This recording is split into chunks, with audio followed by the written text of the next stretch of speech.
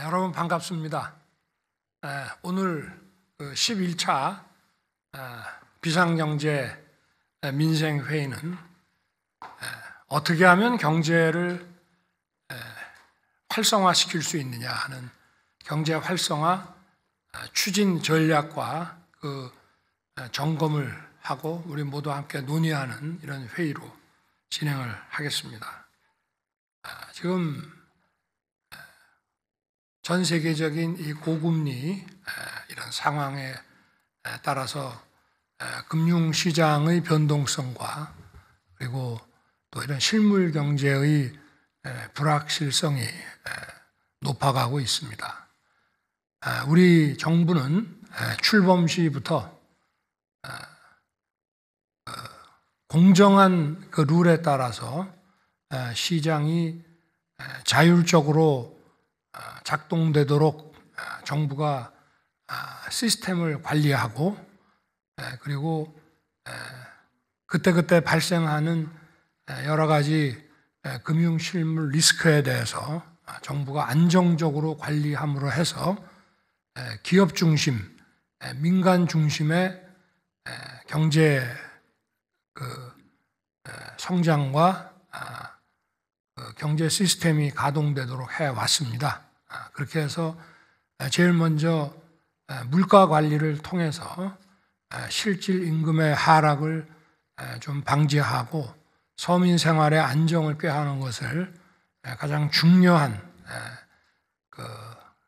경제 정책으로 삼았습니다.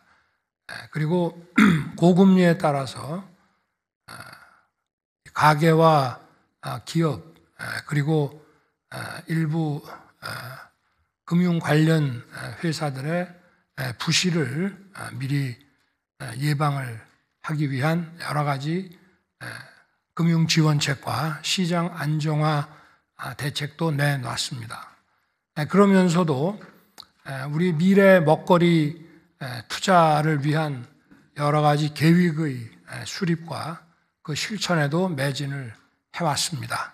그래서 반도체 그 초격차를 유지하기 위해서 반도체 전문 인력을 공급하는 방안 그리고 우리 정부의 행정 서비스를 격상시키고 또 우리 디지털 데이터 경제 활력을 불어넣기 위한 디지털 플랫폼 정부를 추진하는 방안 그리고 다양한 항공, 우주, 바이오 이런 첨단 부분에 대한 R&D 투자 계획도 해왔습니다. 그러나 오늘은 실제로 현장에서 사업을 하고 계시는 많은 기업인들 입장에서 볼 때 지금 이 고금리로 인해서 이런 투자와 경제 활동이 위축된 가운데 활력을 불어넣기 위해서 정부가 어떤 정책을 가지고 있는지 또 계획을 수립해서 실천을 할지 궁금해 하시는 분들이 많이 있습니다. 그래서 오늘 우리가 비공개로 쭉 해오던 이런 회의를 오늘은 언론에 공개해서 좀 이게 한 번으로 끝날 건 아니겠습니다만은 오늘 이거를 시청하시는 국민들께서 뭐 다소 미흡한 점이 있다 하더라도 우리 장관들께서 그동안 생각하고 준비한 이런 추진 전략들을 좀 잘 좀 말씀을 해 주시고 또 우리 부총리께서 좀 정리도 해 주시고 이렇게 좀 진행을 하고자 합니다. 너무 긴장하지 마십시오.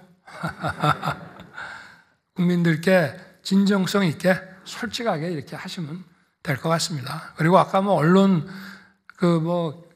보도를 잠시 보니까 제가 아주 우리 장관들을 골탕 먹일 질문을 막 던질 거라고 하는 얘기가 있던데 오늘 여러분 말씀을 저도 국민과 함께 경청할 테니까 걱정하지 마시고 편하게 해주시기 바랍니다. 네, 진행하시죠. 지금부터 회의는 경제수석 사회로 진행하겠습니다. 네, 안녕하십니까. 경제수석입니다. 그동안 아까 대통령께서도 말씀하셨듯이 10차례 진행됐던 비상경제 민생회의는 대통령 모두 발언을 제외하고 모두 비공개로 진행되어 왔습니다. 하지만 오늘은 전 과정을 국민들께 생중계로 공개합니다. 글로벌 복합 위기 속에서 경제 활성화를 위해 각 부처가 어떻게 지혜를 모아 대응하고 있는지를 국민들께 직접 보여드리고 또 국민들과 함께 공감하는 기회를 가지고자 합니다. 회의는 총 5개의 주제로 준비했습니다. 대통령과 장장관께서는 자유롭게 현장 토론을 해주시기 부탁드립니다. 본격적인 논의에 앞서서 경제부총리께서 최근 경제 상황과 추진 방향에 대해 간략히 설명해 주시겠습니다. 네, 경제부총리입니다. 지금부터 최근 경제 상황과 경제 활성화 추진 방향에 대해 보고 드리겠습니다. 최근 국내외 경제는 전 세계적인 고물가, 고금리, 고환율로 인해 금융시장 변동성이 크게 확대되고 경기 둔화 우려도 커지는 복합 위기 상황에 직면해 있습니다. 국제기구들의 세계 성장, 교역, 하락세 전망에서 보듯이 상당 기간 이러한 어려움이 지속되고 특히 금년보다도 내년이 더 어려울 것으로 예상됩니다. 한편으로는 장기간 해결하지 못한 과다한 규제, 노동, 교육 등 구조적인 문제들이 누적되면서 우리 경제 잠재 성장률은 빠른 속도로 하락하여 현재 2% 내외까지 낮아진 상황입니다. 복합 경제 위기 돌파와 우리 경제 재도약이라는 두 마리 토끼를 잡기 위해서는 서비스 산업 등 내수도 중요하지만 무엇보다도 수출 활성화가 핵심 키라고 할 수 있습니다. 수출은 과거 우리 경제의 고성장을 견인한 원동력이었으며 97년 외환위기, 08년 글로벌 금융위기, 최근의 코로나 위기까지 어려운 고비 때마다 위기 극복의 버팀목과 새로운 도약의 디딤돌 역할을 해주었습니다. 그런데 최근 수출 여건을 보면 지난해부터 이어진 높은 증가세가 금년 하반기 들어 빠르게 둔화되는 모습입니다. 특히 우리 수출의 약 20%를 차지하는 반도체 수출이 글로벌 업황 둔화로 감소세를 나타내면서 관련 기업들의 영업이익도 위축된 상황입니다. 이처럼 내년까지 전 세계 경기, 교역 둔화로 수출 여건이 악화되는 가운데 주력 산업인 반도체 업황 사이클 하강 국면이 이어지면서 수출 어려움이 지속될 것으로 예상됩니다. 정부는 이러한 위기를 재도약의 기회로 삼기 위해 과거 위기 돌파의 원천이었던 수출 동력을 적극 발굴하고 총력 지원해 나가겠습니다. 특히 오늘은 전 세계적으로 경쟁력을 인정받고 있는 반도체, 2차 전지, 조선 등 선도 주력 산업의 글로벌 초격차 유지, 그리고 최근 수출 산업으로 각광받고 있는 원전 방위 산업, 그리고 건설 인프라 등 해외 수주 산업, 한류 열풍으로 각광받고 있는 관광, 컨텐츠 산업, 신기술에 기반한 인공지능, 디지털, 바이오 등 신성장 수출 동력 육성 방안 등에 대해 집중 논의하도록 하겠습니다. 예, 이상 간단히 보고 마치겠습니다. 네, 부총리의 발제 잘 들었습니다. 이제부터는 이 발제 내용을 토대로 주력 산업, 그리고 해외 건설, 세 번째는 중기벤처, 그 다음 네 번째는 관광 컨텐츠, 다섯 번째는 디지털 바이오 우주 등 5개 분야의 활성화 추진 방안에 대해서 논의를 시작하겠습니다. 첫 번째 주제는 우리 경제의 주력 산업 분야입니다. 먼저 산업부 장관님, 우리 주력 산업이 업종별로 어떤 상황인지 일단 설명 부탁드립니다. 예, 산업부 장관입니다. 최근 우리 경제 여건은 상당히 투자와 수출에 모두 좋지 않습니다. 금리가 높고 환율이 높고 또 물가도 높습니다. 이런 조건은 투자를 제약하는 조건이 되겠습니다. 글로벌 시장 침체로 우리 수출 시장도 위축되고 있습니다. 그래서 지금 우리 산업이 직면한 수출과 투자의 환경은 전반적으로 좋지 않다 이렇게 생각을 할 수 있겠습니다. 그렇지만 업종별로 살펴보면 업종별로 상당히 좋은 업종도 있고 또 그렇지 않은 업종도 있고 골고루 섞여 있다고 보여지겠습니다. 반도체나 철강이나 석유화학 등은 글로벌 수요 감소와 또 물가 가격 하락으로 상당히 좋지 않은 상황인 반면에 2차 전지나 자동차나 조선 같은 산업들은 글로벌 환경이 상당히 좋은 편입니다. 따라서 중요한 것은 전반적으로 투자 수출 환경을 개선하면서 업종별 맞춤형 전략을 저희가 마련하는 게 필요하다고 생각합니다. 네, 그동안 우리 경제의 버팀목이었던 반도체 산업이 최근 어렵다고 하셨습니다. 과거에도 어려웠던 시기가 있지 않았습니까? 이 반도체 산업은 말 그대로 호황과 불황이 교차하는 그런 사이클 산업입니다. 지금은 우리가 하강기로 진입하고 있습니다만은 여전히 우리 수출의 버팀목이고 또 상당히 중요한 핵심 산업이라 할 수 있겠습니다. 과거에도 우리가 하강기에 상당한 투자를 통해서 호황기에 큰 성과를 거둔 예가 있습니다. 그래서 지금 이 상황이 하강기지만 우리한테는 도리어 기회라고 할 수도 있겠습니다. 그래서 정부에서는 민간 기업이 계획하고 있는 약 340조 정도의 투자를 제대로 실행될 수 있도록 제가 적극 지원하고 반도체 관련 주요 해외 기업의 외국인 투자를 촉진해서 국내 투자를 확대해 나가도록 그렇게 하겠습니다. 예, 제가 한 말씀 덧붙이겠습니다. 예, 투자는 타이밍이 굉장히 중요하다고 생각합니다. 기업들이 투자를 하고자 할 때 이 자금 지원이나 또 투자와 관련돼서 실행하는데 여러 에러들이 있는데 그것을 하면 곳곳에 그런 부처나 이런 데 찾아다니거나 또 하나 해서 하면은 그 다음에 또 다른 곳을 찾아가야 되는데 그래서 투자가 예정대로 진행될 수 있도록 범부처 원스톱 투자 지원 이 반을 가동해서 한 곳에서 그런 투자율을 적극적으로 해결해 주고자 합니다. 그리고 특히 반도체 분야에서는 인력, 기술 개발 그리고 인프라 등의 재정 자금으로 총 1조 원을 지금 예산에 반영해서 국회에 제출을 했습니다. 그래서 이 부분이 국회에서 잘 통과될 수 있도록 그렇게 국회에 적극적인 이해 협조도 구하겠습니다. 그리고 반도체 국가 기술에 대한 시설 투자에 대한 세액 공제도 지금 대폭 확대하는 세법 개정안이 나가 있습니다. 차질 없이 시행될 수 있도록 노력하겠습니다.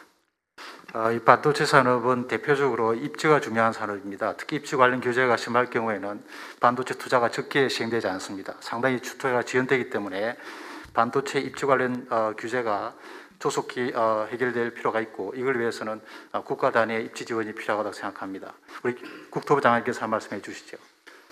네, 지금 산자부 장관님께서 말씀하신 것처럼 이 반도체를 비롯한 주력 산업의 투자를 늘리려면 또 적절한 그 부지들이 있어야 됩니다.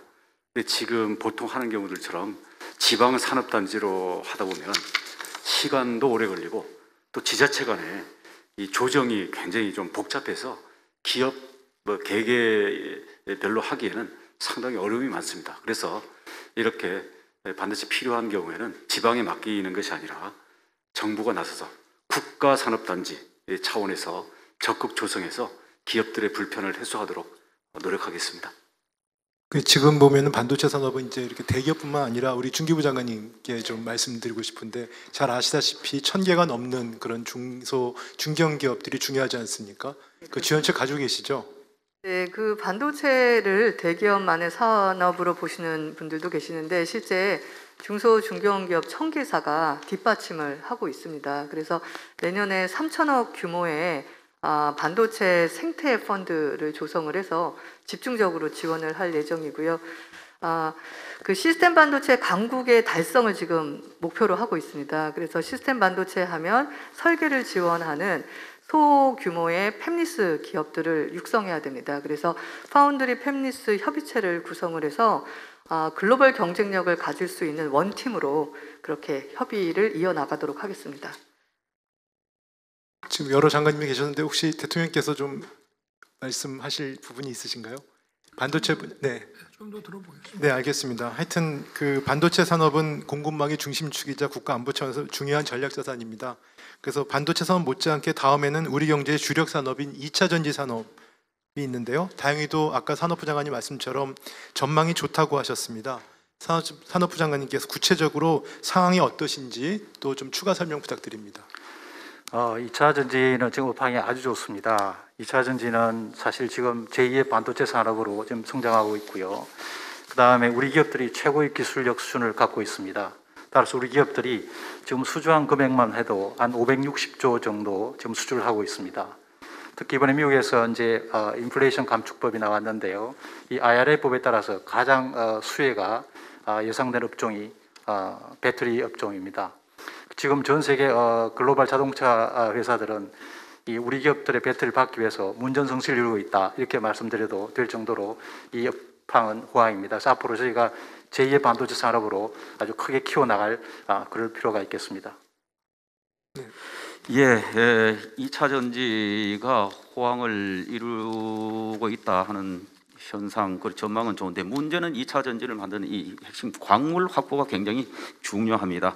니켈, 리튬, 망간 등을 어떻게 원활히 조달하느냐가 바로 2차 전지의 원활한 또 생산과 직결되어 있다. 그런데 이런 핵심 광물들을 지금은 중국 등 일부 국가에 우리가 의존해서 광물들을 가지고 있다. 이렇게 해서는 만약에 한 곳에 문제가 생기면 2차 전지 생산에 또 문제가 되기 때문에 이 수입선을 다변화하는 노력이 굉장히 필요하다. 그래서 지금 정부에서도 다변화 노력을 하고 있는데 이 부분에 대해서 더 강화해야 되겠다, 이런 생각입니다. 그리고 뿐만 아니고 이러한 핵심 광물을 하는 이 공급망을 안정적으로 확보하는 장치가 굉장히 필요하다. 그래서 공급망을 우리 체계적으로 확보할 수 있는 국내 제도 정비 등을 위해서 공급망 지금 안정적으로 확보하기 위한 기본법을 지금 현재 입법 추진 중에 있습니다. 그리고 또 공급망 안정화 기금을 신설해서 제대로 핵심 광물들을 조달할 수 있는 이런 체계를 마련하고자 합니다. 예. 뭐 캐나다, 호주, 또 인도네시아 그 정상들을 만날 때도 이 핵심 광물에 대한 그 공급망에 대한 협조도 구하고 이렇게 했습니다마는 거기서 생산한 광물을 우리가 사오는 경우도 있지만 광산 자체를 우리가 매입을 해서 개발을 하고 이렇게 하는데 또 시간이 많이 걸리기 때문에 이게 적시에 공급을 하기 위해서 공급망 안정화를 위한 이런 다양한 종합적인 대책이 필요할 것 같습니다. 중요한 것은 시기 아니겠습니까? 그리고 전 세계 그 공급망 광물별로 이런 산지 이런 것들을 지도로 전부 잘 준비를 해가지고 현재 거래 상황이라든가 생산 상황 이런 것들을 철저하게 산업부가 좀 중심이 돼가지고 좀 준비를 해야 되지 않겠나 싶습니다. 많이 좀 말씀하시죠. 네. 예, 지금 대통령이 말씀하신 것처럼 핵심 광물은 사실 첨단 산업의 먹거리 씨앗입니다. 핵심 광물이 없이는 첨단 산업이라는 나무가 자라지 않습니다. 그래서 지금 정부로서도 캐나다나 호주나 인도나 이런 광물 자원 부국과 저희가 MOU를 체결해서 저희가 자원 확보를 하고 있고요. 그 다음에 지금 국내 기업들의 소재 부품에 대해서도 저희가 소부장 정책을 통해서 강력하게 지금 수입 대체나 국산 개발을 좀 추구하고 있습니다. 앞에 말들 이어서 보면 2차 전지는 저희가 앞으로 크게 키워나가야 될 핵심 산업이기 때문에 저희가 이 소재나 핵심 광물의 공급망을 강화하면서 또 전고체 같은 차세대 배터리 기술을 개발하기 위한 그런 대책을 담은 2차 전지 산업 혁신 전략을 저희가 11월 중에 발표하겠습니다. 예, 그리고 이 공급망 기본법 등 이 법 체계 마련과 관련해서 이번에 국감 등을 통해서도 보면은 여야 의원님들 할 것 없이 다수의 의원님들께서 이 부분에 전향적으로 관심을 보이고 있기 때문에 이번 정기국회 때 이 법 체계 만드는데 주력하도록 그렇게 하겠습니다. 네. 오늘 여기 외교부 장관은 안 나오셨지만 공급망 안정화에 또 중요한 것이 다변화라고 생각이 됩니다. 하여튼 우리 산자부에서 이 서플라이 체인에 대한 좀 구체적인 전략과 이런 아주 디테일한 이런 상황들도 다 좀 점검을 상시 좀 해주시고 다른 부처와 기업들하고도 이런 점들을 좀 공유해 주기 바랍니다. 네, 외교부하고 경제부처하고 또 같이 협력을 해서 좀 더 발전적인 방안을 좀 고민하겠습니다. 자, 그러면 이제 2차 전지 산업에서 조선 산업으로 넘어가겠습니다. 조선 산업은 다행히도 최근 호조를 보이고 있습니다. 근데 이제 업계에서는 뭐 금융이라든지 인력 지원 이런 부분에 대해서 이런 부분들이 호황을 따라가지 못한다는 그런 아쉬움이 있습니다. 그래서 고용부 장관님 그리고 또 금융위원장님 그런 부분에 대해서 좀 답변 부탁드립니다. 네. 먼저 고용부 장관님 하시죠. 예, 고용부 장관입니다. 지금 조선업의 인력난이 심각한데 이 인력난을 해소하기 위해서는 새로운 사람이 그 산업으로 가게 하거나 그 산업에 있는 사람들이 일감이 있을 때 일을 할 수 있어야 합니다. 그래서 인력 부족을 해소하기 위해서 기존의 고용 인력이 특별 연장 근로를 저희가 180일로 확대를 했습니다. 아울러서 숙련 인력이 확보될 수 있도록 조선업 희망공제 등 정부의 지원 사업을 앞으로 더욱 강화해 나가겠습니다. 아울러서 외국 인력을 지속적으로 확대하면서 인력난이 심각한 조선업에 대해서는 고용허가 발급 시 최우선적으로 인력이 배분되도록 하겠습니다. 네, 금융위원장입니다. 조선 수주가 원활하게 되려면 금융 쪽에서도 이제 RG 발급에 대해서 이게 차질 없이 지원이 뒷받침이 돼야 됩니다. 그래서 이제 일단 대형 조선사 이제 이 두 개에 대해서는 이제 금년 말까지 추가로 해서 각각 25억 불씩 RG 발급을 좀 준비하고 있고요. 근데 이제 중소 조선사에 대해서는 저희가 이제 정책금융기관을 통해서 RG 발급 때문에 수주가 어렵다는 말이 안 나오도록 저희가 각별히 신경 써서 대처하겠습니다. 조선산업에 대해서 한 말씀 더 드리면 조선산업이 사실 작년 이후에 저희가 수주 물량이 어마어마하게 늘었습니다. 그래서 앞으로 상당 기간 동안 저희가 일감을 확보한 상태입니다. 특히 저희가 확보한 일감은 주로 친환경 선박, 그다음에 아주 고기술의 선박들입니다. 그런 면에서 보면 조선산업은 반도체를 능가하는 앞으로 또 다른 그런 캐시카우가 될 수 있다 이렇게 생각을 합니다. 그래서 이 조선산업의 경쟁력을 계속 저희가 유지하기 위해서는 조선산업의 생태계 경쟁이 중요합니다. 그래서 저희가 기자재업차라든지 중소조선사의 경쟁력도 같이 강화하는 그런 전략을 저희가 만들어 나가고자 합니다. 특히 이를 위해서 우리가 거의 앞두고 있는 친환경 선박의 국산 기자재 탑재율을 저희가 한 60 내지 80% 수준에서 앞으로 90% 수준으로 아주 크게 높여 나가도록 그렇게 하겠습니다. 네, 뭐 시간 관계상 더 이 부분은 여기서 논의를 마치겠습니다만은 고용부, 금융위, 그다음 산업부 협업이 필요할 것 같습니다. 자, 지금까지 우리 경제의 대표 주력 산업인 반도체, 2차 전지 그리고 조선 산업을 살펴봤습니다. 지금부터는 최근 새롭게 수출 주력 산업으로 부상하고 있는 원전과 방산 부분에 대해서 논의를 하겠습니다. 자, 산업부 장관님, 최근 원전 수출에 어떤 성과가 있었습니까?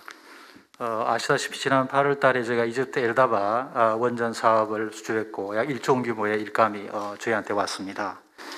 이 수주는 2009년에 저희가 UAE에 처음 원전을 수출했던 이후 13년 만에 큰 성과라고 하겠습니다. 그래서 세계 시장에서는 한국이 돌아왔다 이런 얘기가 나올 정도로 저희 나라의 수출 역량에 대해서 주목하고 있습니다.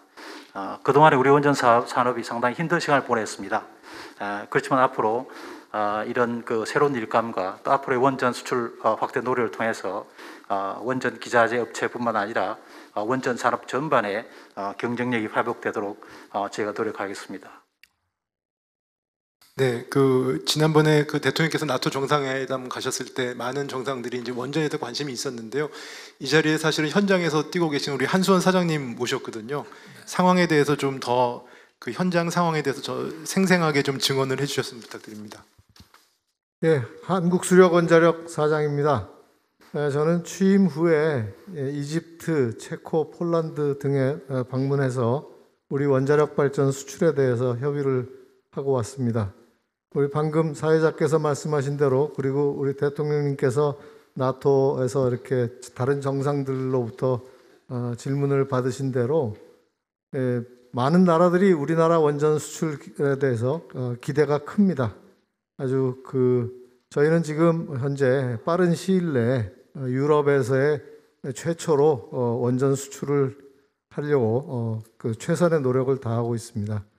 한 가지 원자력 발전소 수출은 발주 국가가 다양한 산업, 건설, IT 등 패키지 협력을 요구하는 경우가 많습니다.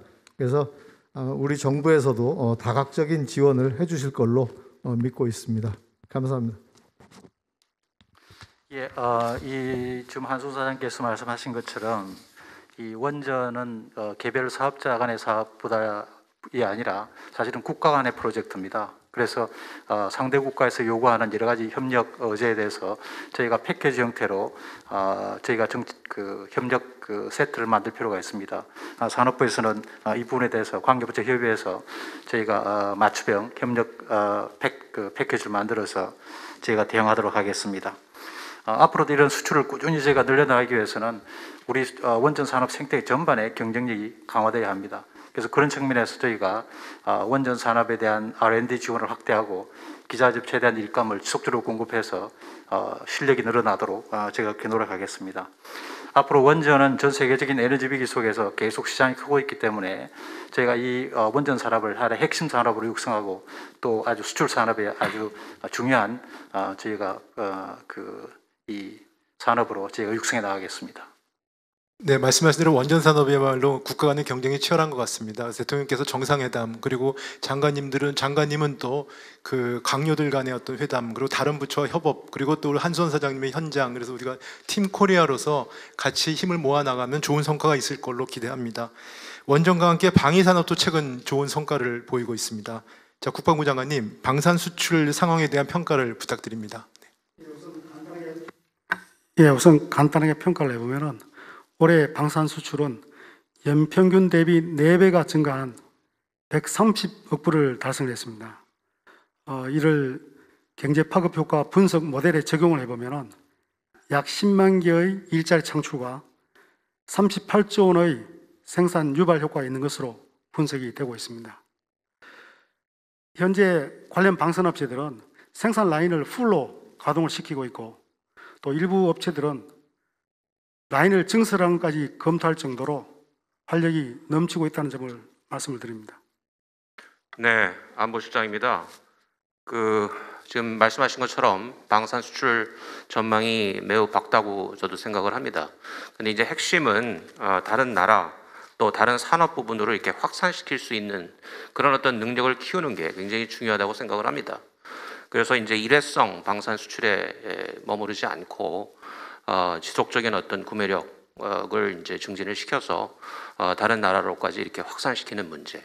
그리고 여러분 잘 아시다시피 이 방산 수출이라는 게 국가 간의 어떤 신뢰에 바탕을 두고 있습니다. 그래서 그 방산 수출이 이루어지는 그 바탕에 그 기저에 깔린 그 신뢰를 바탕으로 해서 다른 산업 부분, 뭐 반도체라든지 철강이라든지 서비스 부문으로 확대시킬 수 있는 그런 어떤 기폭제로 활용할 수 있는 그런 어떤 준비가 철저하게 강구되어야 될 것으로 생각을 합니다. 예, 저도 안보실장님 말씀에 공감하면서 추가 설명을 좀 드리면은 지금 국방부는 이 수출 품목과 관련해서 장비 운용 노하우하고 그다음에 교육 훈련, 아울러 후속 군수 지원까지 포함한 패키지로 구매기에 제공함으로써 어떤 K 방산에 대한 신뢰를 높여 나가고 있고 이러한 것들이 수출 확대로 이어지도록 노력을 하고 있습니다. 그리고 미래에 우리 방위 산업이 국가 전략 산업이면서 아울러 먹거리 산업이 되도록 우리 국방부 차원에서도 적극 노력할 예정입니다. 저기 대통령께서 뭐 말씀이신가요? 네, 아까 그 원전하고 방산 이게 전부 국가 안보하고 밀접한 관련이 있죠. 에너지 안보가 중요하고 지금 우크라이나 그 사태 때문에 유럽에 있는 국가들은 러시아산 LNG가 공급에 차질을 빚고 있고 또 유가와 이 LNG 가격의 상승 때문에 지금 다시 원전으로 돌아가려고 하는 그런 의지들이 확고하다는 것을 나토 정상회의 때 제가 아주 체감을 했습니다. 저도 그때 우리 그 APR 1400 이 노형을 책자로 들고 가서 설명도 하고 했는데 이거는 결국 국가 대 국가의 그 거래이기 때문에 한수원과 또 정부가 함께 나서서 이 수출을 추진하면서 이게 또 방산이라든가 또 원전의 그 운영 노하우까지 전부 하나의 그 패키지로서 가는 경향이 있기 때문에 우리 예를 들면 폴란드, 체코 또 중동에 있는 국가들이 원전하고 방산이 이렇게 한 세트로 가면서 우리가 원전을 수출하고 나면은 그 원전 운영 매니지먼트 하는 것까지 기대하고 있습니다. 그래서 아주 그 정밀한 그런 전략이 필요하다고 보고 있고요. 어쨌든 지금 우크라이나 사태 때문에 유럽 국가들의 이런 그 소위 안보 산업에 대한 투자 의욕이 크고 또 산유국들은 유가 상승으로 많은 수익이 들어오기 때문에 자기들도 이참에 또 원전을 만들려고 합니다. 원전이라는 게 그만큼 에너지 안보와 관련이 있기 때문에 그런 거고요.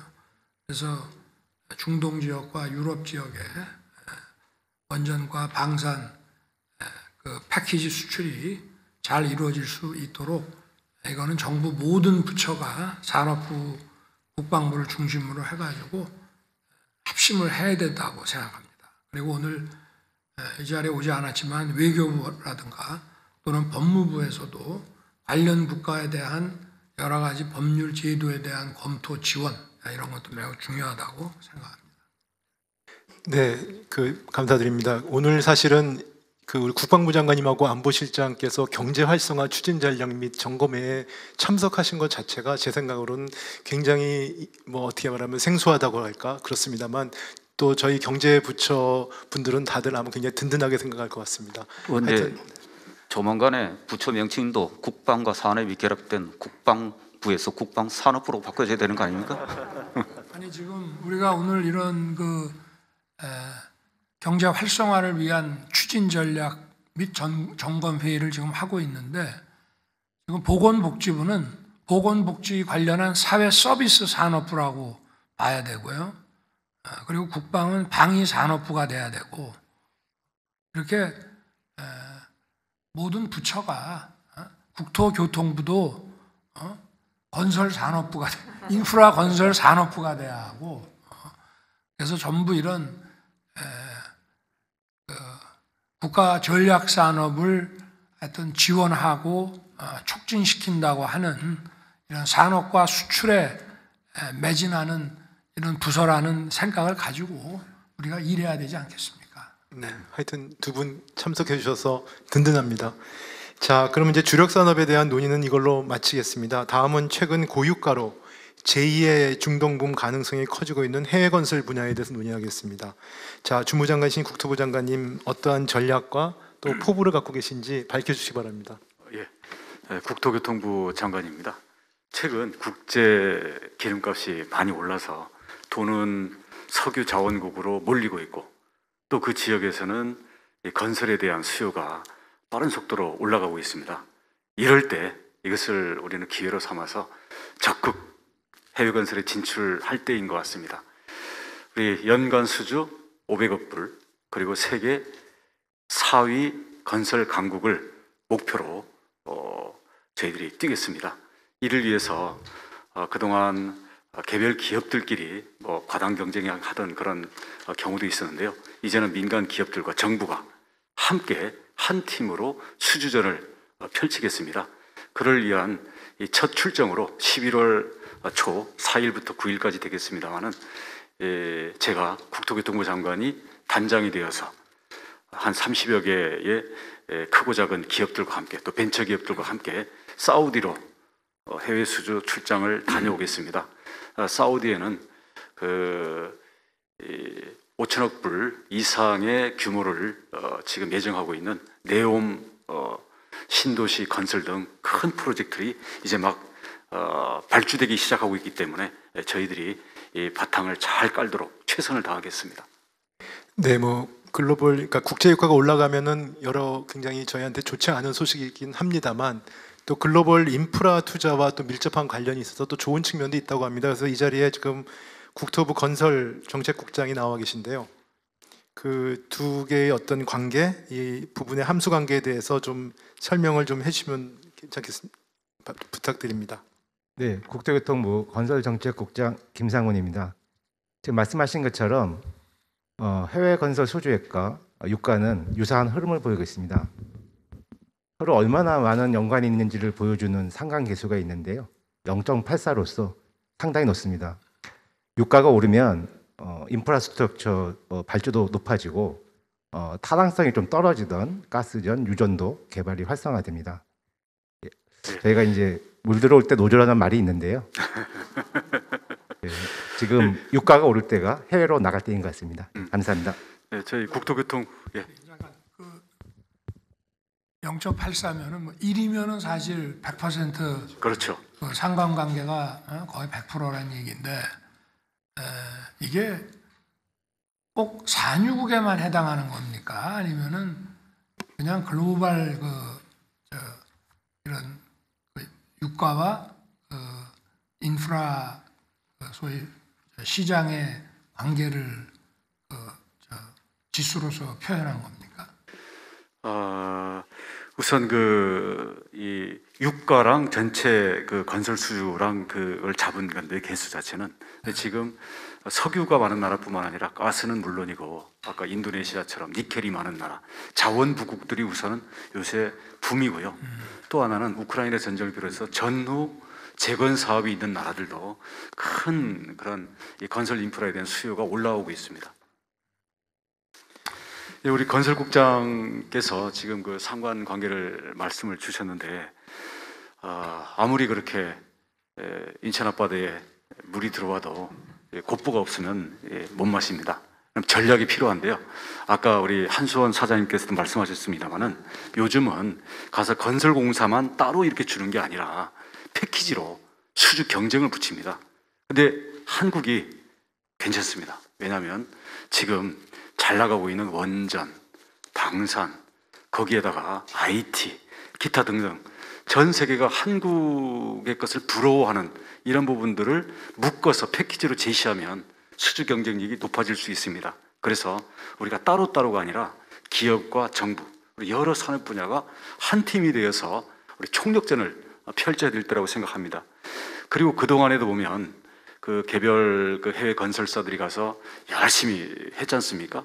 근데 보면 저가 수주도 있었고요. 우리끼리 너무 지나친 경쟁을 하다 보니까 수익성이 떨어져서 지금 대금을 못 받고 돈을 띄인 데들도 몇 개 있습니다. 이제는 그런 단순 수주를 중국이나 인도 등 이런 저임금 국가들하고 경쟁할 게 아니고 설계라든지 기획 또는 PM이라고 프로젝트 관리 이런 부분들 부가가치가 높은 데를 집중 공략해서 수익성을 저희가 올릴 때라고 봅니다. 근데 그러려면 단순히 공사만 따는 게 아니라 금융 지원 내지는 투자도 같이 들어오라고 요구하는 경우들이 많습니다.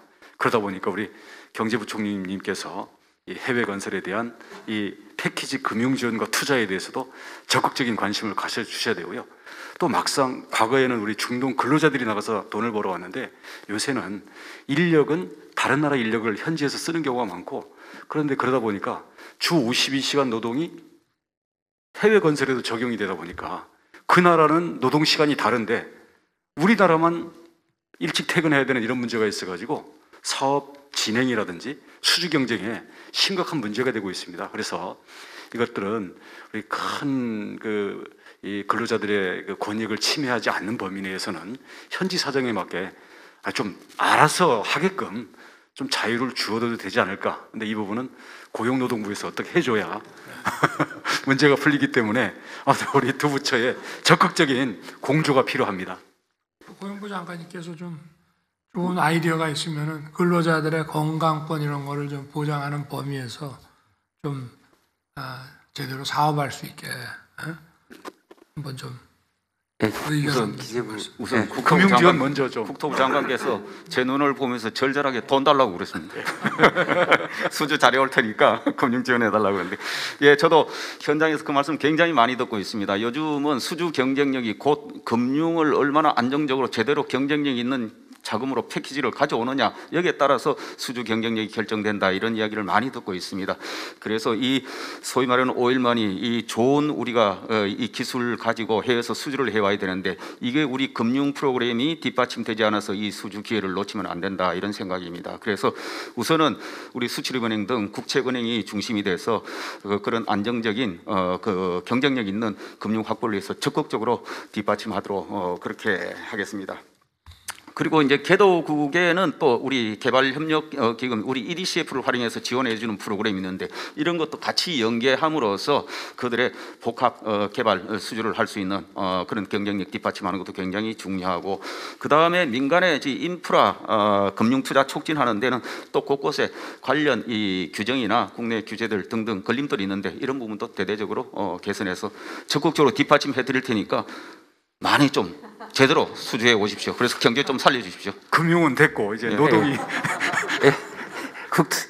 국토부 장관께서 말씀하신 대로 해외 우리 건설업체들이 우리나라 근로시간 제도에 적용을 받다 보니까 현지와의 협업이라든가 기후에 유연한 대응에 문제가 있는 것으로 알고 있습니다. 그래서 52시간제의 예외로서 그 특별한 사유가 있으면 특별 연장 근로를 할 수 있게 돼 있는데 현재 90일에서 180일로 대폭 확대하도록 하겠습니다. 물론 이 과정에서 대통령께서 늘 강조하셨지만 노동자들의 건강이 훼손되지 않도록 그 보호 조치가 꼼꼼히 챙겨지도록 할 거고요. 우리 장관님께서도 노동자들 권익이 침해하지 않도록 적극 노력해 주시기 바랍니다. 예, 당연히 근로자들의 처우 개선 저희들이 유념하면서 하도록 하겠습니다. 해외 분야는 이렇게 지금 뜨거워지고 있는데 반면에 국내 건설 산업과 부동산 시장은 조금 이제 추위를 타기 시작했습니다. 그러다 보니까 이 실수요자들까지도 상당히 이제 어려움을 겪고 있는데요. 우리 해외 건설을 우리 안방에서도 전체 분위기를 좀 뒷받침해야 되기 때문에 이 우리 부동산과 건설 산업을 책임진 국토교통부 입장에서도 이 자리에서 몇 가지를 저희들이 공유를 하고자 합니다.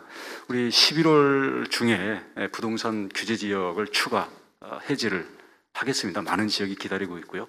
또 중도금 대출 상한이 그동안 9억이었는데요.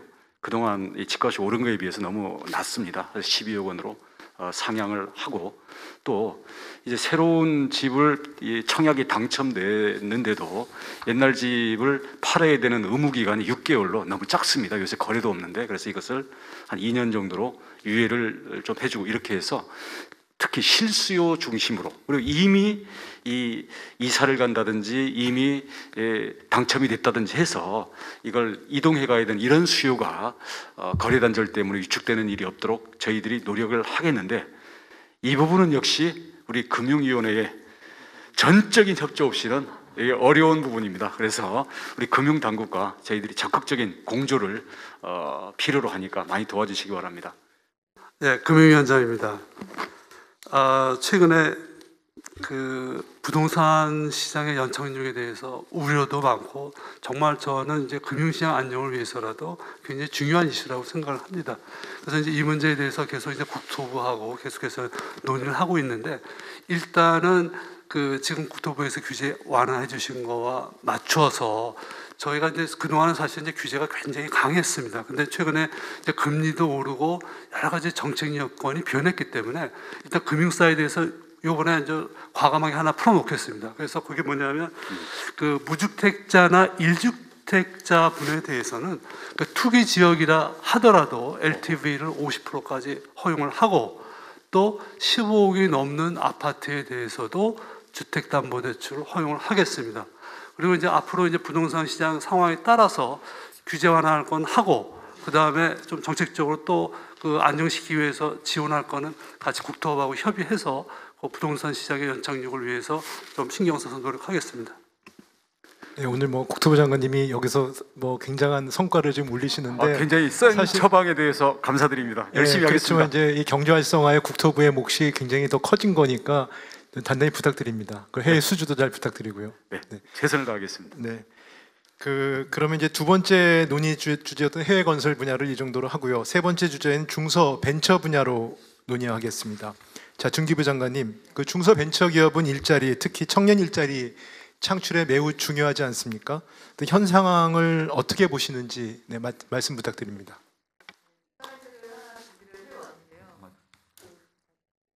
네, 슬라이드를 준비를 해왔는데요. 아시는 것처럼 그 3년 동안 코로나를 관통하면서 전 세계는 굉장히 힘들었는데요. 아이러니하게도 또 한편으로는 전 세계가 비대면 디지털 경제로 급속도로 변화를 하고 있습니다. 그래서 주요 선진국에서는 관련된 기술을 확보하고 그 기술과 관련된 신산업들을 육성하기 위해서 집중적으로 투자하고 육성하고 있습니다.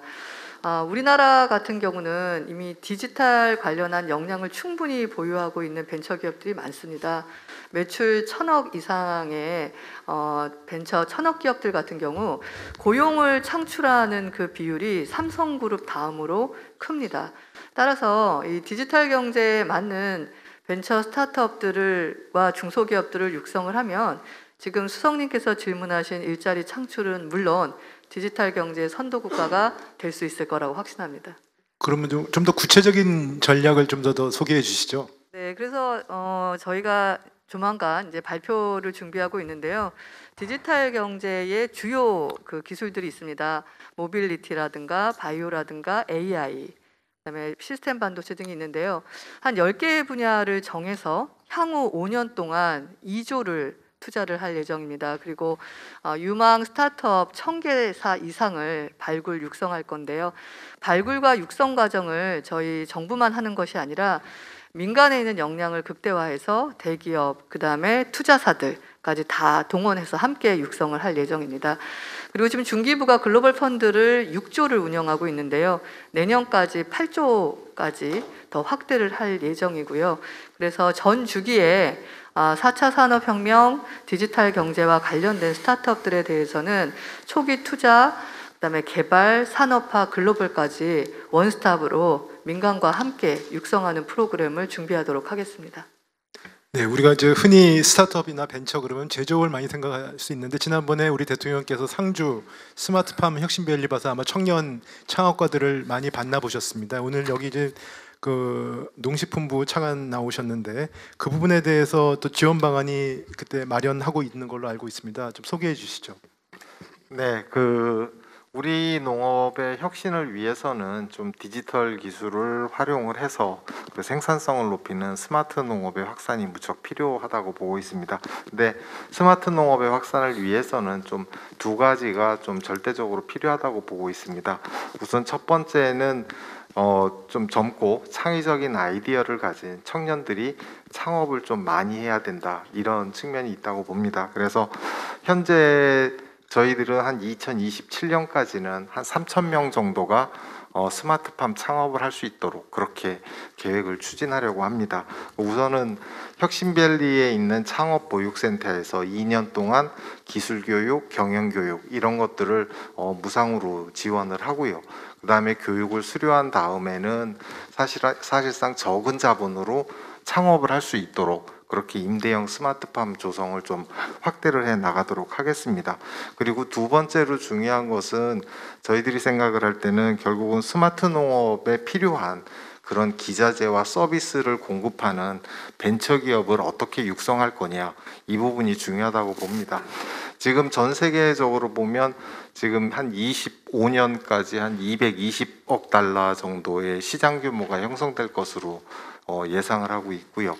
매년 한 10% 이상 성장을 하고 있습니다. 그래서 우리 기업들이 세계 시장에서 주도적인 역할을 할 수 있도록 그 유니콘 기업을 5개 이상 육성하도록 하겠습니다.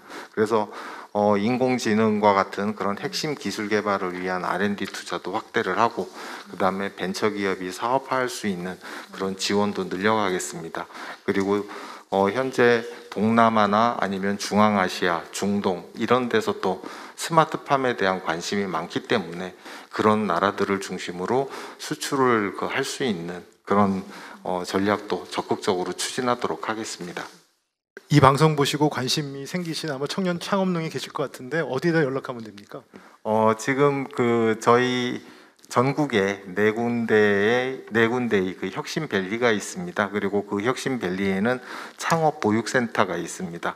혁신밸리 네 군데는 지금 김제, 밀양, 상주, 고흥 그렇게 4군데 있습니다. 그래서 인터넷을 통해서 찾아보시고 연락을 주시면 어떻게 교육을 받고 어떻게 창업을 할 수 있는지 저희들이 적극적으로 정보 제공을 하고 있습니다.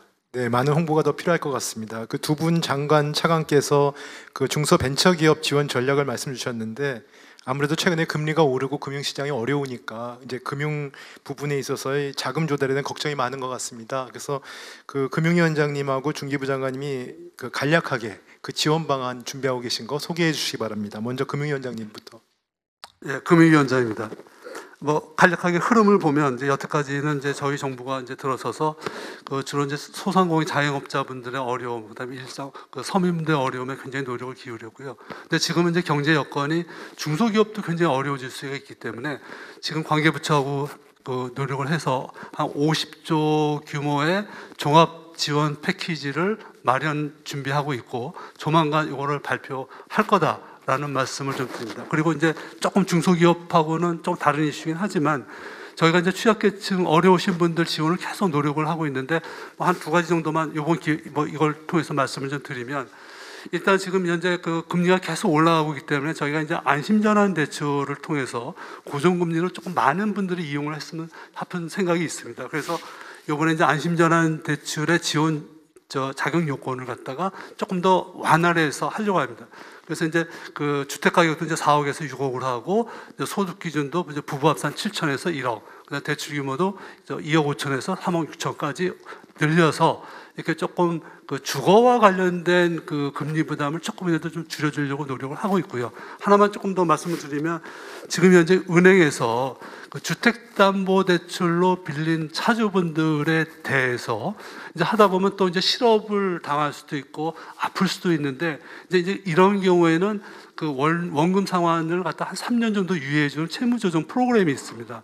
그래서 이제 지금은 조금 더 어려움의 그 모습이 바뀌었기 때문에 지금의 상황에 맞게끔 그 혜택을 볼 수 있는 대상자를 조금 더 넓히는 방안을 은행과 조금 검토를 하고 있는데 이것도 더 조만간 발표를 하겠습니다. 네. 중소기업과 소상공인들 경영 안정을 위해서 사실 금융위원장님 제가 굉장히 자주 뵀었거든요. 근데 오늘 발표하신 내용을 다 포함해서 많은 도움을 주시고 계셔서 진심으로 감사드리고요. 저는 그래서 그 벤처 투자 펀드에 대한 얘기를 좀 드리려고 하는데 올 8월 달까지 역대 최고로 벤처를 투자하기 위한 자금이 모이고 실제 집행도 됐습니다. 그럼에도 불구하고 확실히 6월부터 투자의 열기가 지금 사그러들고 있습니다. 그 투자할 수 있는 여력을 보는 미투자 금액이 8조가 넘게 남아 있는데요. 돈의 액수가 문제가 아니라 자꾸 투자 의혹이 좀 꺾이고 있다는 것에 대해서는 주목할 필요가 있습니다. 2020년부터 민간에서 자발적으로 펀드를 만드는 것들이 지금 움직이고 있습니다. 근데 이 불경기 때문에 이 부분이 좀 멈추면 안 되기 때문에 강력한 세제 지원 같은 인센티브가 지금 수반이 돼야 될 것 같습니다. 그래서 이 부분은 부총리님께 강력하게 요청을 드리고요. 저희가 11월 초에 모험자본 유치부터 그다음에 선진화된 투자 기법들이 다 담긴 투자 생태계 조성안을 발표를 합니다. 그때 좀 혁신적인 안들을 다 담아서 11월 초에 발표하도록 하겠습니다. 예, 재정 건전성이 흔들리지 않는 범위 내에서 아낌없이 지원해드리겠습니다. 예, 저는 정부에서 벤처 투자 활성화를 위해서 이제 정부에서 조성하는 벤처 모펀드에 정부에서 자금 지원을 많이 하고 있는데 저는 이것도 중요하지만 민간의 자금이 벤처 쪽으로 많이 흘러가도록 하는 게 굉장히 중요하다. 그런데 이제 이거 하려고 그러면은 우선 이제 투자 전망이 좋아야 되는데 우선 여기 관해서 인센티브 구조를 좀 만들어 줌으로써 자금이 걸로 가도록 만드는 게 굉장히 중요하기 때문에. 지금 이제 국회 벤처 투자법 개정을 추진합니다. 그래서 민간의 벤처 모펀드 제도가 지금 만들어지려고 하고 있으니까 그렇게 되면은 저희들이 이 법인이 민간 벤처 모펀드에 투자한 경우에 세제 공제 혜택도 신설을 하고 또 모펀드 운영사에 대해서 부가세를 면제하는 등 세제 지원을 대대적으로 할 겁니다. 그래서 민간 자금이 벤처 쪽으로 많이 흘러갈 수 있도록 세제 지원을 보강하도록 그렇게 하겠습니다. 어차피 뭐 세액 공제라든가 이런 세제 지원을 안 해주면 투자가 일어나지 않기 때문에 그 투자 그 수익에 대해서 과감한 그 세제 혜택을 주면은 정부는 사실 손해 볼 건 없지 않습니까? 투자를 늘리는 거지. 그러니까 좀 우리 이렇게 모였으니까 전부 이 주로 기재부 장관, 두 번째로 금융위원장에게 부처들의 이런 그 애로사항 얘기들이 많이 있는데, 하여튼 뭐 우리 중기부 장관도 기재부에 좀 강력하게 요청을 하셔가지고 세제 지원을 아주 대폭 이끌어내십시오. 네, 강력하게 확실하게 해주시면 펀드 조성을 확실히 하도록 하겠습니다. 네, 논의가 뜨거워지면서 예상보다 시간이 지연되고 있다는 쪽지가 저한테 쇄도되고 있습니다. 그래서 다들 좀 말씀을 간략하게 해주시고요. 중기부 장관님 마저 또 한 말씀 더 하실 말씀 없으신가요? 아마 부탁도 하실 게 하나 더 있으실 것 같은데. 부탁 또 하나 할 게 지금 고용부 장관님께 있는데요. 주 52시간 문제입니다. 지금 30인 미만 사업장에게 추가로 주당 60시간씩 연장하는 제도가 올해로 일몰을 맞고 있습니다. 그래서 최근에 업계에 있는 협단체들이 전부 다 성명서를 내면서 일몰 폐지에 대해서 얘기를 하고 있는데요. 이 부분 어떻게 의견을 좀 주시기 바랍니다. 예, 고용노동부 장관입니다. 금년 들어 최근 빈 일자리가 20만 개 이상 지속되는데 그 영세업체들은 일할 사람이 없어서 심지어는 뭐 문을 닫을 판이다 이렇게 애로사항을 호소하고 있는 걸로 알고 있습니다. 그래서 이 영세업체 30인 미만 업체에 대해서는 그동안 추가 연장 근로제도를 도입해서 금년 연말까지 지원을 해줬는데 금년 연말로 얘기가 만료가 되는데 업체들이 뭐 대책이 없다 이렇게 말씀들을 하시는데 이 업계의 애로사항을 해결하기 위해서 저희들이 금년 내로 그 일몰제를 2년 연장하는 법 개정을 추진을 하겠습니다. 물론 이 과정에서 대통령님께서 늘 말씀하시지만 노동자들의 건강이 훼손되지 않도록 하고 재해 예방도 강화하도록 하겠고요. 더 나아가서 금년도에 저희가 외국 인력을 7만 명을 도입을 했습니다. 그런데 내년에는 역대 고용허가제가 도입된 이래 최대로 11만 명을 도입할 예정입니다. 그래서 인력난이 심각한 업종과 기업 중심으로 인력 배분을 하도록 하겠고요. 물론 당연하게 우리나라 일자리 상황도 꼼꼼히 챙겨보도록 하겠습니다. 네. 감사합니다. 네. 그래서 이제 지금 시간이 많이 관계된 시간이 많이 지나갔기 때문에 일단 고용노동부 장관님께 제가 또 중기부 장관님을 대신해서 감사 말씀드리겠습니다. 자, 그러면 이제 이 분야의 논의는 이걸로 그만하고요. 이제 네 번째 분야인 관광 콘텐츠 산업으로 이제 논의를 바꾸겠습니다. 최근에 그 한류에 대한 세계적인 관심이 높아지고 있고 또 그래서 우리의 강점으로 자리매김하고 있습니다. 저 문채기 장관님 말씀 들어보겠습니다. 먼저 관광에 대해서 말씀 부탁드립니다. 문체부 장관입니다. 코로나19로 인해 관광업계는 심각한 고통을 겪었고 업계에 종사하신 분들의 좌절은 컸습니다. 저는 먼저 위기와 어려움에서 벗어나기 위해 회복과 재기를 향한 투지와 집념을 보이고 계시는 업계 종사자 여러분께 감사의 박수를 보냅니다. 다행히 우리에겐 관광산업의 재기, 복원과 확장을 위한 비장의 무기, 위기를 기회로 만드는 파괴력 있는 수단이 있습니다. 그것은 전 세계 사람들이 열광하는 한류, K컬처와 K관광, IT 기술을 연기 융합하는 공세적이고 현장감 있는 정책입니다. 관광산업의 재생, 관광 생태계 부활과 인프라 복원 지원 정책을 짜임새 있게 확대하겠습니다.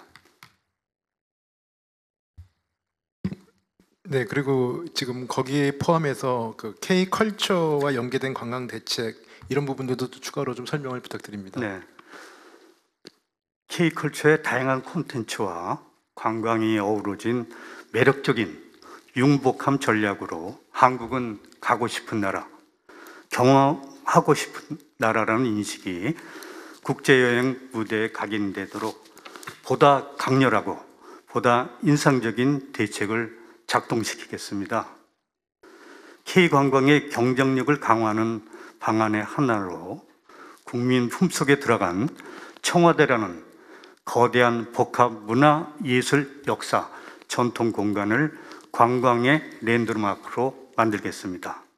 청와대를 중심으로 경복궁과 광화문, 주변의 여러 미술관과 박물관, 북촌과 서촌을 세련되고 품격 있게 묶고 연결하는 관광 클러스터를 조성하겠습니다.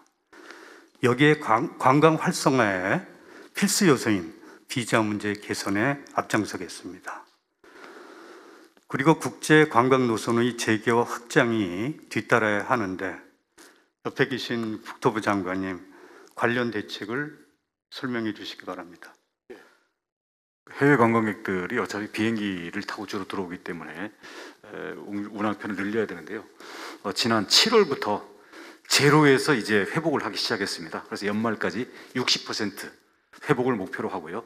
중국이 빠진 상태에서 60%이기 때문에 거의 다 회복하는 것을 뜻합니다.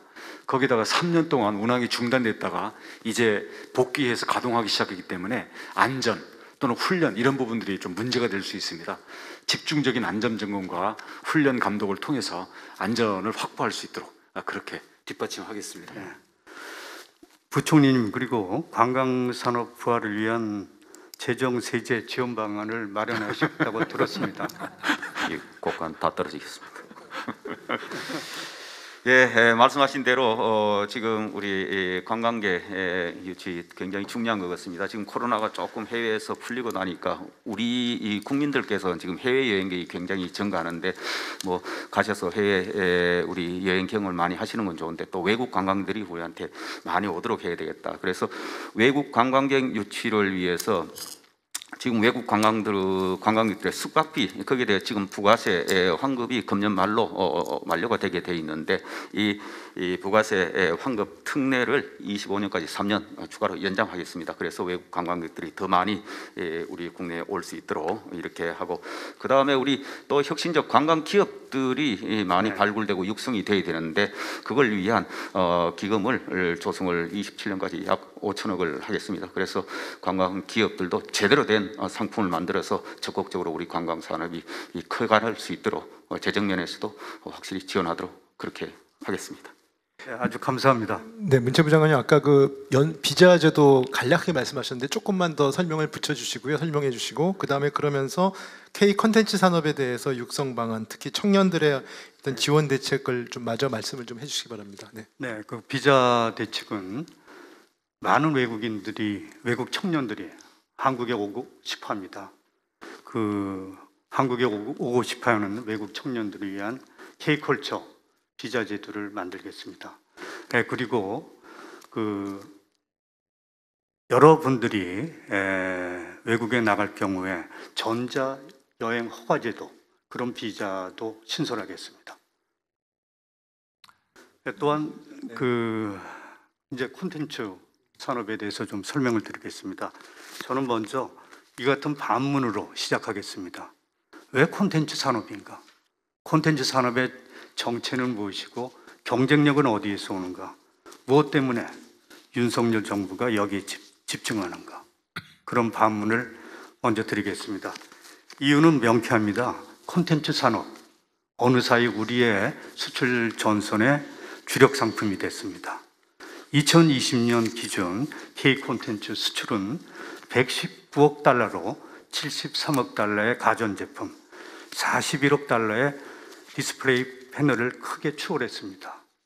수출업계에서 제2의 반도체가 등장했고 미래의 먹거리라는 평판과 실질을 얻을 정도로 은근하면서도 강력하게 자리매김을 했습니다. 전 세계가 가치를 보내는 K컬처의 위상은 K콘텐츠의 승리라고 할 수 있습니다. 기생충의 아카데미상 수상, 오징어 게임의 에미상 수상, BTS와 블랙핑크, 게임과 웹툰 산업의 글로벌 장악력의 바탕에는 K콘텐츠가 존재합니다. 문체부는 정책 금융 지원을 대폭 늘려 5년간 4조 8천억 원 규모의 자금을 콘텐츠 시장에 공급합니다. 규제는 단호한 혁파의 대상입니다. 넷플릭스 드라마 오징어 게임 사례를 반면교사로 삼아 우리 콘텐츠 기업의 지식재산권, IP 확보 노력을 뒷받침하겠습니다. 네, 그러면 이제 좋은 말씀 들었고요. 저희가 콘텐츠 산업의 발전을 좀 기대하겠습니다. 자, 시간이 없기 때문에 이제 다음 주제로 넘어가겠습니다. 관광 콘텐츠 산업을 넘어서 이제는 향후 우리 경제의 새로운 먹거리가 될 수 있는 디지털, 바이오, 우주 이 분야에서 간략하게 논의를 하겠습니다. 먼저 곽희정통부 장관님, 그 디지털 산업의 육성을 위해서 준비하고 계시죠? 말씀 부탁드립니다. 곽희정 통부는 우리나라의 미래의 먹거리를 준비하고 있는 부서이고요. 여러 가지 이제 전략 기술을 준비하고 있는데 그 중에 오늘은 디지털 분야에 대해서 간단하게 말씀드리겠습니다. 뭐 디지털 그러면은 핵심은 인공지능입니다. 인공지능은 이미 우리 생활 가까이에 와 있습니다. 그래서 이 인공지능을 이용해서 쉽게는 우리가 뭐 음악도 받고 영화도 받고 심지어 식품도 받을 수 있는 인공지능 구독 시대가 되었습니다. 이 시대에 맞는 어떤 산업을 적극 육성을 하고요. 아울러서 이제 또 고령화 시대가 되면서 노인들에게 필요한 돌보미 로봇 같은 것도 필요합니다. 이런 그 인공지능 산업을 좀 이렇게 활성화하기 위해서 더욱 발전시키기 위해서 우리나라가 잘하고 있는 반도체 메모리를 이용해서 정말 세계 1위의 저전력 인공지능 반도체 국가로 되는 그런 거를 도전을 해보겠습니다. 그리고 인공지능을 이용해서 이런 그 벤처 기업을 육성을 하도록 하겠습니다. 벤처 기업 스스로가 힘들 수 있으니까 좀 큰 기업에서 미리 많은 데이터를 이용해서 학습한 그런 그 인공지능 모델을 좀 활용할 수 있게 이렇게 정부가 좀 도와주고요. 또 정부가 이런 큰 인프라를 갖추고 그것을 이용할 수 있게 해서 산업을 일으키도록 하겠습니다. 그래서 현재 인공지능 시장이 국내 한 2.2조 원 되는데 앞으로 향후 5년 내에 3배 이상으로 키울 수 있도록 하겠습니다.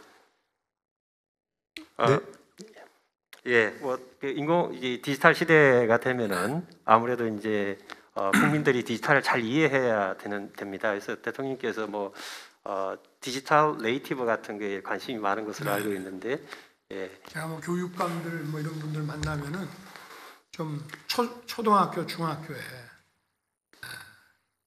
코딩 교육이라고 하는 이런 디지털 네이티브로 키울 수 있는 이런 디지털 알고리즘 교육을 좀 많이 시켜야 되는 거 아니냐. 우리가 지금 중국보다도 한 2분의 1 정도밖에 안 된다는 것을 제가 오늘 기사에서 여러 번 봤는데, 그렇게 해가지고는 우리가 미래 경쟁력을 확보하고 이렇게 유지하기가 어렵지 않겠나 싶어서.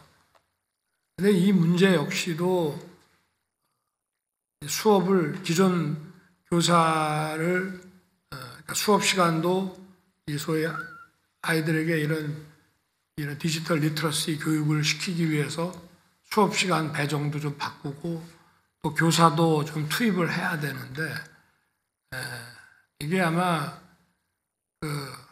교사들 단체에서도 여기에 대해서 별로 호의적이지 않다, 그런 애로사항들을 얘기를 하더라고요.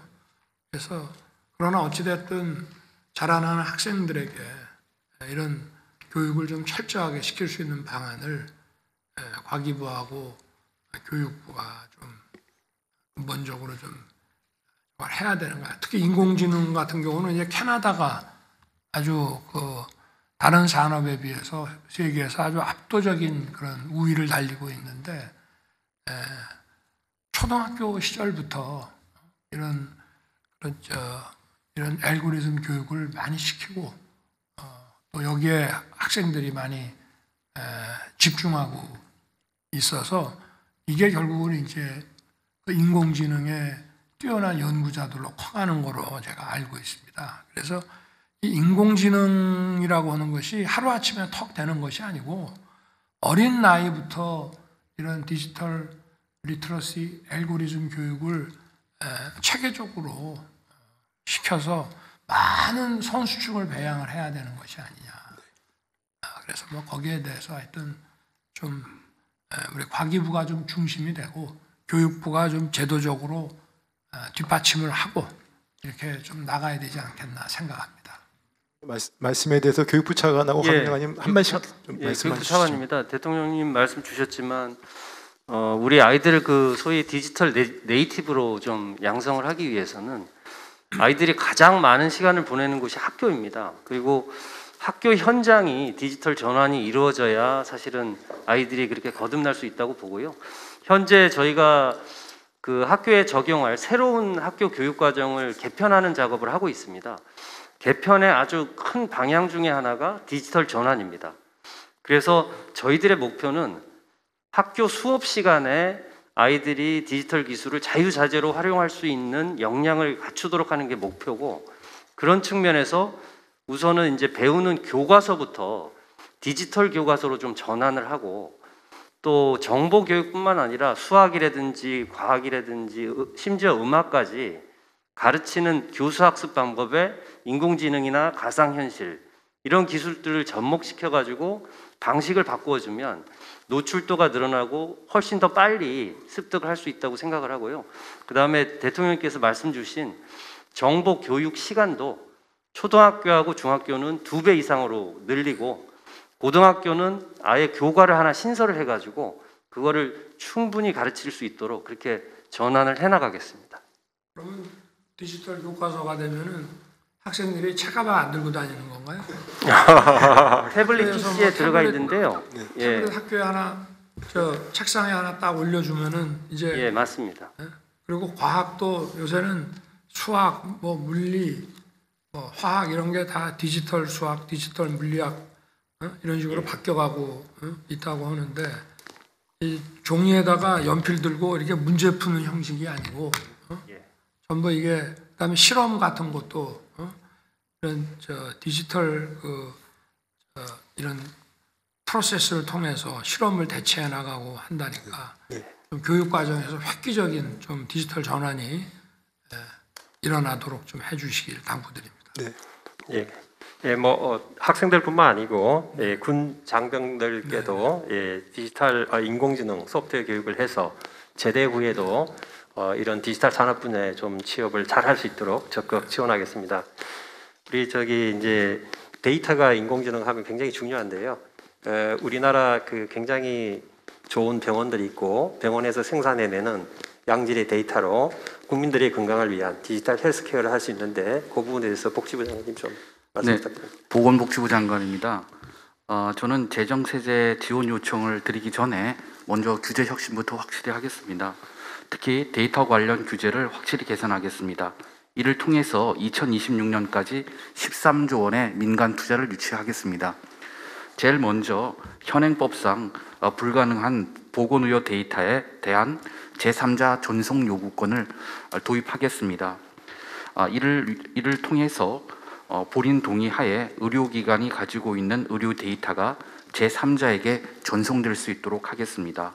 또한 의료 분야에서 감염 데이터를 활발하게 이용할 수 있도록 가이드라인을 구체화해서 법제화하겠습니다. 이렇게 되면 관련 연구를 촉진하고 국민 건강 향상에 기여할 것입니다. 이와 함께 민간 투자의 마중물 역할을 하는 국가 R&D 투자도 확대하겠습니다. 우선 1조 원 규모의 K바이오 백신 펀드를 조성하고 5.5조 원의 R&D 투자로 연간 1조 원 이상의 매출을 올리는 글로벌 블록버스터 신약을 2030년까지 개발할 수 있도록 지원하겠습니다.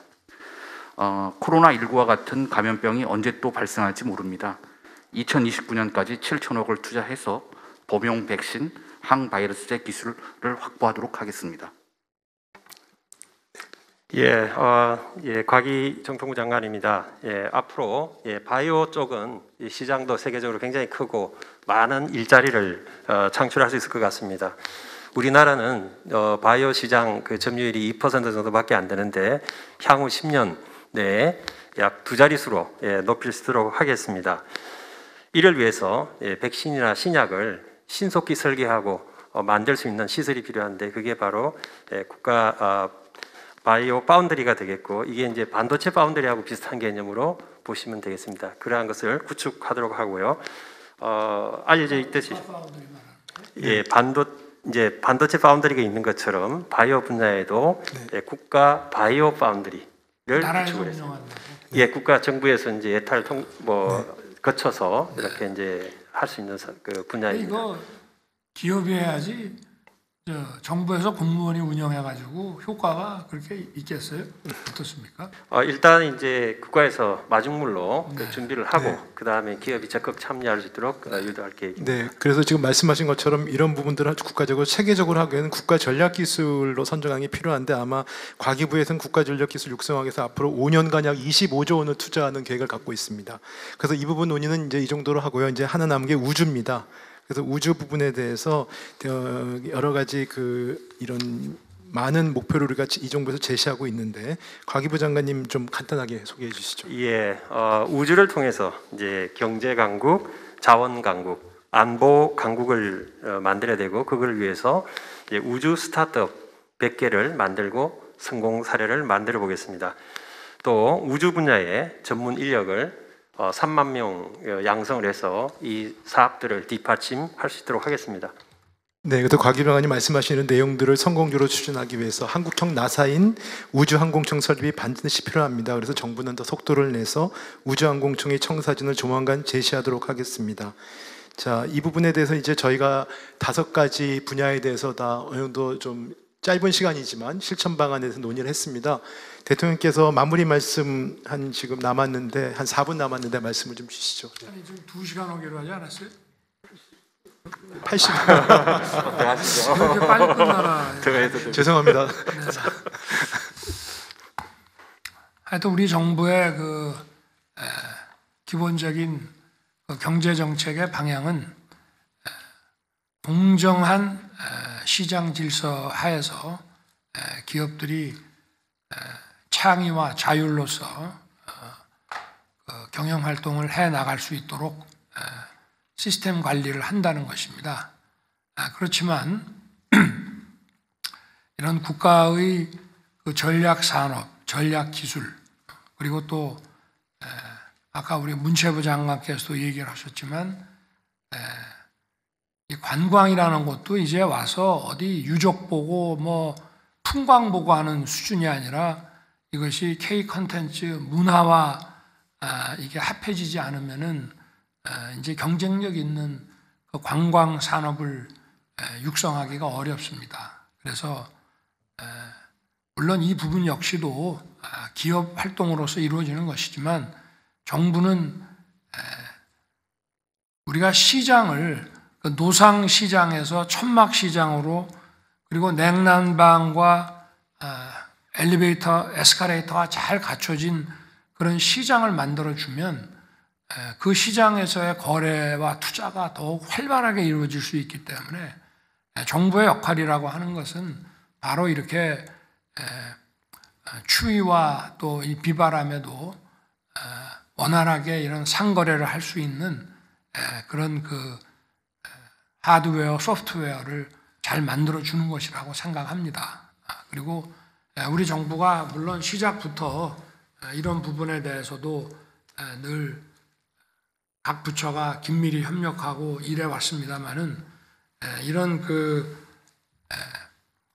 경제 활성화, 그 다음에 이 산업 이 투자에 대한 이런 투자 증진, 수출 촉진 이런 문제들에 대해서는 가급적이면은 국민들과 함께 서로 시간을 갖고 또 국민들께서 제기하는 그런 질문도 좀 받고 이렇게 해가면서 경제를 좀 활성화시킬 수 있는 방안들을 촘촘하게 만들어서 우리 민간 부분이 더 잘 뛸 수 있도록 좋은 신발을 육상대회 나가서 더 좋은 결과를 낼 수 있도록 정부가 할 수 있는 일은 더 좋은 유니폼과 더 좋은 운동화를 공급하는 것이 아니냐.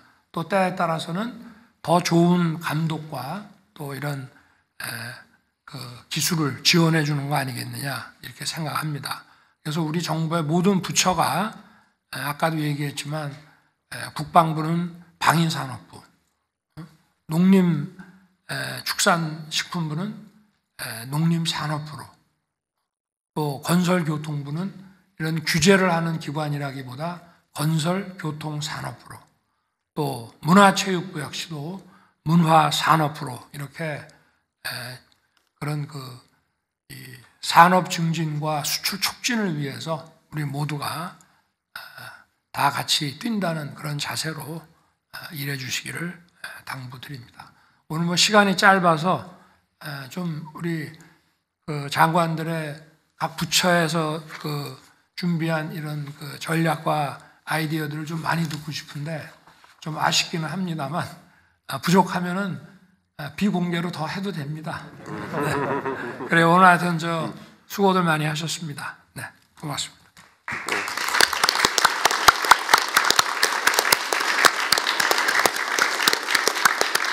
이상으로